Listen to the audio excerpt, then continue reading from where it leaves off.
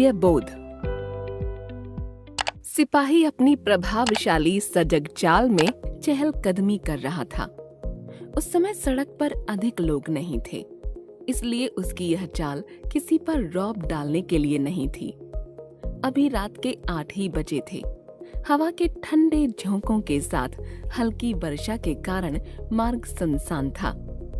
वह उस क्षेत्र की दुकानों के ताले देखता हुआ आ रहा था और लग रहा था मानो शांति का साम्राज्य उसकी उपस्थिति के कारण ही है। एक स्थान पर उसकी चाल धीमी हो गई। एक दुकान के दरवाजे पर उसे एक आकृति दिखी जिसके मुंह में अधजला सिगार था। सिपाही उस ओर बढ़ा तो वह व्यक्ति बोला, कोई खास बात नहीं है, मैं एक मित्र की प्रतीक्षा कर रहा हूँ। 20 साल पहले यहाँ पर एक रेस्तरां था और मैंने अपने मित्र से वादा किया था कि पूरे 20 साल बाद हम लोग इसी स्थान पर मिलेंगे। हाँ, सिपाही बोला। 5 साल पहले वह रेस्तरां बंद हो गया। दुकान के दरवाजे पर खड़े आदमी ने अपना सिगार जलाया और प्रकाश में सिपाही ने देखा कि उस व्यक्ति का रंग गोरा था। चौकोर आकार के मुखड़े पर आकर्षक आंखें थीं और दाहिनी आंख के ऊपर चोट का निशान था। उसने गले में स्कार्फ पहन रखा था जिस पर हीरे जड़ा एक पिन लगा था। वह व्यक्ति बोला, 20 साल पूर्व आज की रात में अपने परम मित्र जिमी के साथ रेस्तरां में खाना खा रहा था। हम दोनों यहीं न्यूयॉर्क में पैदा हुए और बड़े हुए। मैं तब 18 वर्ष का था और जिमी 20 का। दूसरे दिन सवेरे ही मैं न्यूयॉर्क छोड़कर दक्षिण की ओर अपनी किस्मत आजमाने जाने वाला था। जिमी को भी बहुत कहा था, परंतु वह तो न्यूयॉर्क को दुनिया का दिल समझता था। सो उस रात हमने फैसला किया कि 20 साल बाद इसी रात इसी समय हम यहीं मिलेंगे, चाहे हमें संसार के किसी भी कोने से क्यों ना आना पड़े। काफी रुचिकर लग रहा है यह सुनना, सिपाही ने कहा। लेकिन क्या इस बीच तुम दोनों में कोई पत्र व्यवहार नहीं हुआ? हाँ, कुछ दिनों तक तो हुआ, परंतु 1-2 वर्ष पश्चात हमें एक दूसरे के ठिकाने पता नहीं रहे और उधर दक्षिणी अमेरिका में मैं भी एक स्थान पर अधिक देर नहीं रहा। लेकिन मुझे पूरा यकीन है कि यदि मेरा दोस्त जिमी आज जिंदा है तो मुझसे मिलने अवश्य आएगा और यह जानकर कितना खुश होगा कि मैं हजारों मील दूर से उससे मिलने आया हूँ। उसने अपनी कलाई पर पहनी रत्न जड़ित घड़ी देखी और बोला, 10 बजने में 3 मिनट बाकी हैं। हम यहाँ से पूरे 10 बजे विदा हुए थे।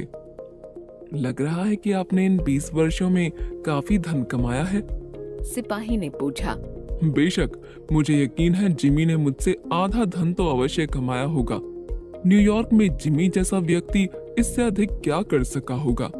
लेकिन उधर की ओर तो तेल व्यापारियों के साथ काम करने के कारण हर आदमी की बुद्धि तेज हो जाती है। सिपाही अपनी छड़ी घुमाता हुआ चलने लगा और बोला, अच्छा, मैं चलता हूँ। आशा है आपका दोस्त आता होगा। क्या आप रुकोगे उसके लिए? सोचता हूँ आधा घंटा तो और रुकना चाहिए। अगर वह जीवित है तो अवश्य आएगा। अच्छा, शुभ रात्रि। कहते हुए सिपाही आगे की दुकानों के ताले देखता हुआ चला गया। वर्षा कुछ तेज हो गई थी। हवा भी कुछ अधिक तीखी थी। सो इक्का दुक्का आने जाने वाले अपने ओवरकोटों के कॉलर ऊपर उठाकर तेजी से घरों की ओर लपकने लगे थे। वह व्यक्ति वहीं द्वार की आड़ में खड़ा 20 मिनट तक अपना सिगार पीता रहा। तब एक लंबा तगड़ा व्यक्ति कॉलर ऊपर उठाए उसकी ओर आया और आते ही पूछा, क्या तुम बॉब हो? द्वार पर खड़ा व्यक्ति उछल पड़ा। अरे, तुम जिमी हो क्या? आगंतुक ने उसके दोनों हाथ थाम कर कहा, क्या किस्मत है, मुझे यकीन था कि तुम यहीं मिलोगे। 20 साल बहुत लंबा समय होता है।